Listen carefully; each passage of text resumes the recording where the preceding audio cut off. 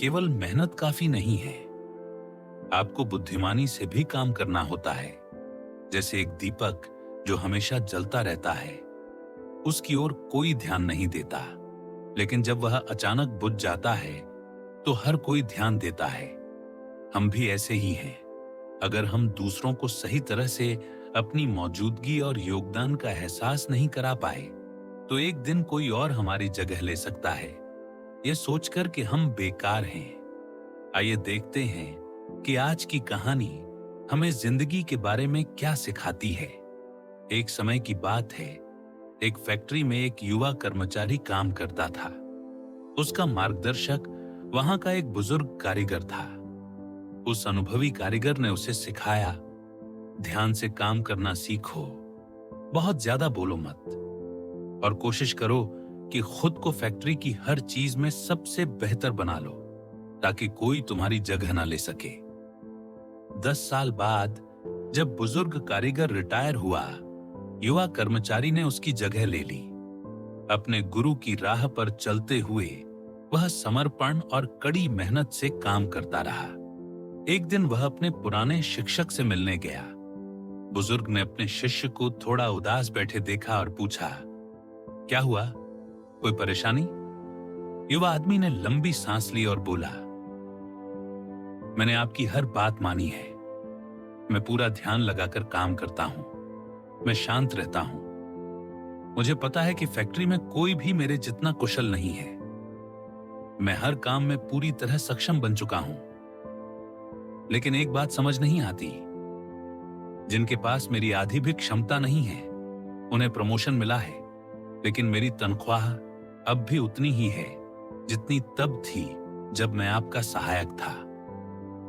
बुजुर्ग कारीगर ने पूछा, क्या तुम सच में मानते हो कि तुम इस फैक्ट्री के लिए बहुत महत्वपूर्ण बन चुके हो? युवा आदमी ने दृढ़ता से सिर हिलाया, हां। फिर बुजुर्ग ने कुछ देर सोचा और कहा, तो एक काम करो, कल किसी बहाने से छुट्टी ले लो, तुम्हें थोड़ा आराम चाहिए। युवा कर्मचारी चौंका, लेकिन सलाह उचित लगी। उसने गुरु को धन्यवाद दिया और तुरंत छुट्टी के लिए आवेदन कर दिया। अगले दिन जब वह काम पर लौटा, उसके मैनेजर ने उसे ऑफिस बुलाया। उन्होंने कहा, क्योंकि तुम अनुपस्थित थे, फैक्ट्री को कई समस्याओं का सामना करना पड़ा। जिन कामों को तुम आसानी से संभाल लेते हो, वे दूसरे लोग ठीक से नहीं कर पाए। उसकी महत्ता समझकर मैनेजर ने उसे सीनियर टेक्नीशियन बना दिया और उसे उसी समर्पण से काम करते रहने के लिए कहा। युवा आदमी अपने गुरु की बुद्धिमानी के लिए आभारी था। उसे लगा, यही असली सफलता का राज है। उस दिन के बाद जब भी उसे लगता कि उसे उसकी क्षमता के अनुसार सम्मान या लाभ नहीं मिल रहा, वह एक दिन की छुट्टी ले लेता और अगला दिन आते आते स्थिति उसके पक्ष में हो जाती। ये कई महीनों तक चलता रहा। एक दिन उसकी हैरानी की हद न रही। उसे फैक्ट्री में प्रवेश ही नहीं करने दिया गया। उसे पता चला अब उसकी नौकरी ही नहीं है।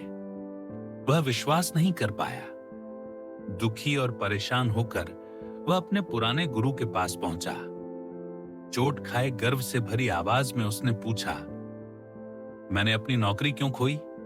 क्या मैंने आपकी सलाह के अनुसार काम नहीं किया? बुजुर्ग ने सिर हिलाया और कहा, असल में तुमने पूरा सबक नहीं सीखा, तुमने केवल आधा सबक सीखा है। उन्होंने आगे कहा, तुमने यह तो समझ लिया कि जो दीपक हमेशा जलता रहता है, उसकी कोई कदर नहीं करता।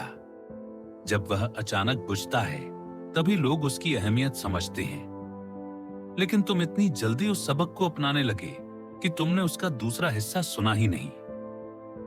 युवा आदमी चौंक गया और पूछा, दूसरा हिस्सा? बुद्धिमान कारीगर धीरे से बोले, दूसरा हिस्सा पहले से भी ज्यादा महत्वपूर्ण है। अगर एक दीपक बार बार बुझता रहे, तो एक दिन उसे नए दीपक से बदल दिया जाता है, क्योंकि कोई भी ऐसा दीपक नहीं चाहेगा जिस पर भरोसा ही न किया जा सके। हमारी जिंदगी में भी ऐसा बहुत होता है। हम अक्सर अपने परिवार और दोस्तों को सामान्य मान लेते हैं क्योंकि वे हमेशा हमारे लिए मौजूद रहते हैं। लेकिन अगर एक दिन वे न रहें, तभी हमें उनकी अहमियत का एहसास होता है। इसलिए उस दिन का इंतजार मत करो, आज ही उनके लिए आभारी बनो और खुद को दूसरों द्वारा नजरअंदाज मत होने दो। लेकिन इसका यह मतलब नहीं कि अपनी अहमियत साबित करने के लिए आप सब कुछ छोड़ दें। अपना काम करते रहो और हर चीज में संतुलन बनाए रखो।